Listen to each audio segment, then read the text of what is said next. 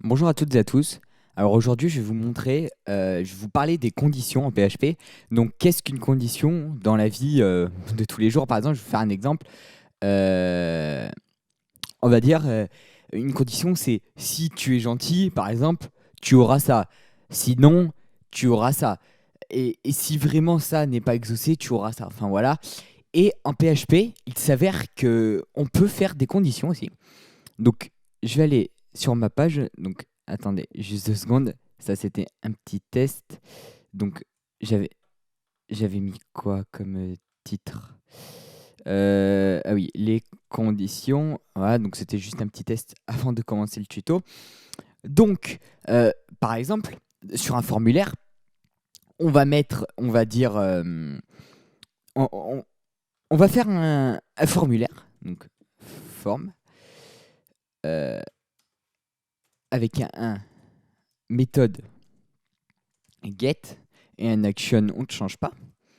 Et là, dedans, on va lui mettre un input type texte et name, par exemple, test, voilà, ou input sera mieux. Et à cet input, on va lui mettre un submit, donc type submit. Et là, vous comprenez tout l'enjeu du name, en fait. Euh, dedans, donc là, bon, le name post connection, post tout simplement. Non, get. On va faire plus simple. Et là, c'est là où les conditions vont intervenir en fait. Parce au chargement de la page, par exemple, vous avez une énorme requête à faire passer, par exemple une requête de connexion. Vous allez pas faire passer la requête de connexion directement en sachant que l'utilisateur n'a rien mis dedans. Donc pour ça, on va vérifier. Donc if set, donc s'il existe euh, un get, euh, alors, je sais pas si ça va fonctionner ça. Euh, attendez, 2 secondes. Ok, donc c'est bon. J'avais pas. Est-ce qu'il existe un get-get?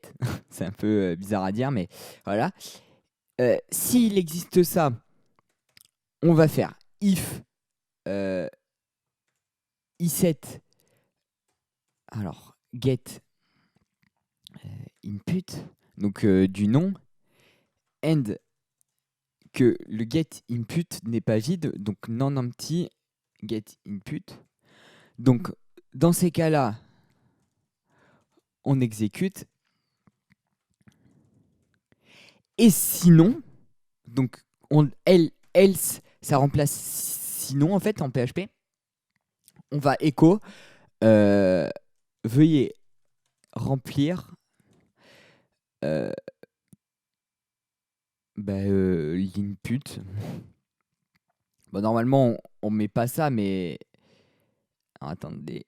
Non, mais du coup, j'ai pas besoin de mettre ça. Du coup, on met pas ça. Et là, en fait, on va mettre un OK pour dire que c'est bon. Donc là, on va. Alors, oui, c'est normal. Là, on va tester notre code. Donc, oups, 2 secondes. J'ai cliqué sur le mauvais bouton. Donc là, on va tester notre code. Donc, là, c'est OK. Il n'y a pas de souci. Et si on rentre rien dans l'input, il nous dit veuillez remplir l'input. Ouais, donc c'est ça, c'est à ça que ça sert en fait. C'est les conditions, c'est ça. Donc on va voir d'autres types de conditions. Donc par exemple, vous voulez modifier un membre sur une page. Donc if set. Donc là, je vous remonte l'exemple en fait. Vous voulez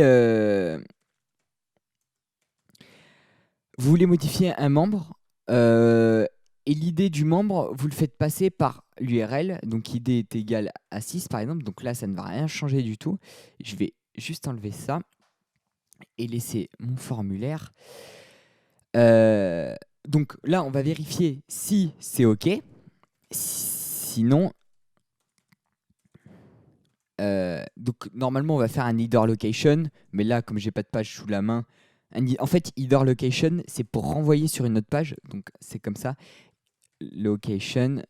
Et là, par exemple, si vous voulez renvoyer, par exemple, si vous êtes sur la page modif.php et que vous voulez renvoyer sur index.php s'il n'existe rien. Vous avez juste à mettre index.php et toujours le petit point virgule pour fermer la ligne, enfin du coup la balise. On va dire ça comme ça. Et du coup là, s'il existe un ID, on fait ça. Et d'ailleurs, on pourrait même mettre end non empty get ID pour être vraiment sûr. Et du coup là, vous n'avez rien à faire ici. Voilà. Donc là, on va tester, il va mettre OK. Et si par exemple, il existe un ID mais qu'il est vide, vous n'avez rien à faire ici. Voilà. Et si les conditions... Alors, là, pourquoi ça ne marche pas? Ah, parce que j'ai mis un S et j'ai dû le supprimer. Voilà. Donc vous n'avez rien à faire ici. Il nous le met, donc c'est bon. En PHP aussi, on peut avoir des signes opératoires. Donc, par exemple, est égal, est différent de, et il y en a d'autres, par exemple, ça c'est inférieur à ça c'est supérieur, supérieur ou égal, machin. Je vous mettrai une liste dans la description, c'est pas un souci, ou dans le code de la page carrément.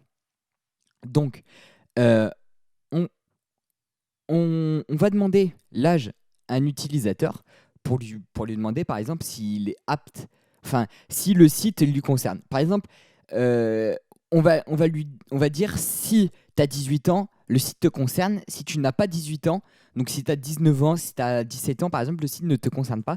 Donc, on va faire un input type texte. On va pas s'embêter, on va directement rentrer l'âge. Hein. Et name âge. Et là, du coup, on va mettre en poste. Et là, on va vérifier. Donc, if, on va pas faire de i7 et tout. On va pas s'embêter avec ça. Post, âge est égal. Donc, un égal comme ça marche pas. C'est deux égales, en fait. Est égal à, ça veut dire, à 18.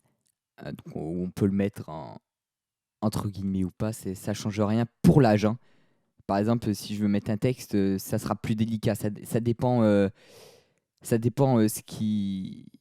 quel navigateur le prend en compte. Donc, on écho OK. Else, donc sinon, euh, ce site ne vous concerne pas. Voilà, avec un point d'exclamation pour faire. Ouais. Donc, si, du coup, j'ai oublié. C'est obligé parce qu'il. Donc, on va faire un if i7 post âge. If i7 post âge. Alors, on va faire un truc beau. Donc là, il nous met rien. Là, on va mettre 12 ans. Ça ne te concerne pas. On va mettre 18 ans. Enter. Et là, du coup, OK, ça nous concerne. On peut rentrer sur ce site. On va voir un truc qui est un peu plus complexe, en fait, maintenant. C'est comment dire, des doubles conditions. Par exemple, je vais prendre l'exemple du sexe. On va demander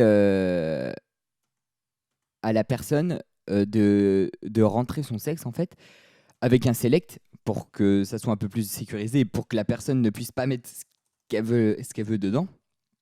Donc là, on va mettre value est égal à 1 et ici est égal à 2. Et là, on va mettre name. Name, qu'est-ce qu'on va mettre en name? Sexe. Et on va faire un input type submit. Et là, post sexe. Là, on va mettre femme. Et là, homme. Comme ça, on va pas se déranger. Donc là, vous dites, mais pourquoi il fait ça en sachant qu'il pourrait faire. Alors, je vous l'accorde, hein, on peut en if. Alors, attendez. Post sexe est égal à, par exemple, 1. je mets ça. If post-sex2 est égal à ça, je mets ça. Sauf que du coup, si on pourrait le faire. Si vous voulez, je vais pousser loin, je vais faire est différent de ça, et if machin est différent de 2. Voilà. Donc vous pouvez le faire. Mais c'est pas pratique. Moi, je vais vous montrer une manière plus simple de le faire. Donc on va mettre if. Alors, i7 de post. Alors, post-sex. Donc pour celui-ci, le submit. Après, si s'ils sont concernés, on va faire un if. Alors, on reprend post sex donc, est égal à 1. If post sex est égal à 1, on va écho, du coup, vous êtes une femme, par exemple. Et là, c'est là où ça va intervenir, c'est on va mettre sinon, si, en fait. Donc, sinon, si, en PHP, c'est égal à else if, en fait. Else if, donc on va le mettre. Alors, sinon, si, non, parce que je suis perdu. Sinon, si le post, sexe est égal à 2, on va écho, vous êtes un homme. Et là, on va pouvoir mettre un sinon en cas de, on va dire, fraude, en fait. On va mettre un écho. Je ne sais pas ce que vous êtes. Voilà. Donc là, vous allez comprendre pourquoi j'ai mis ça, en fait. Donc là, ça nous met un femme, on valide, vous êtes une femme. Homme, on valide, vous êtes un homme. Et si, en fait, il y a un petit malin qui se trimballe par là, il va faire inspecter. Vous savez, toujours se méfier. Il y aura toujours quelqu'un sur Internet qui fera tout pour faire bugger votre site ou des trucs comme ça. Enfin, il faut se méfier. Vous savez, des petits malins qui n'y connaissent rien, ils savent juste modifier 3 lettres. Voilà. Donc là, par exemple, on va mettre value 3. Et là, du coup, mon code, il va pas comprendre. Il va se dire, mais qu'est-ce qui se passe en fait? Pourquoi j'ai pas ça? Et du coup, en dernier recours, il va faire un else en fait. Il va dire, alors, donc sinon, tu écho, je peux pas savoir ce que vous êtes en fait. Et là, si on valide, il va nous mettre je ne sais pas ce que vous êtes parce que ça ne correspond pas à 1 et ça ne correspond pas à 2. Voilà. Donc si vous avez besoin de plus d'informations, n'hésitez pas à me le demander dans les commentaires. Le code de cette vidéo sera bien évidemment dans la description avec tous les signes opératoires. Je vous les mettrai. Par exemple, est égal, c'est égal, et différent de, voilà, de, c'est celui que j'utilise le plus en fait. Voilà. Après, est inférieur. Enfin bon, je vous le mettrai dans la description, c'est pas un souci. Et moi, je vous retrouve bientôt, on vous le promet, hein, ce tutoriel-là, sur le PDO. Restez bien connectés. Et moi, je vous dis à bientôt pour une prochaine vidéo.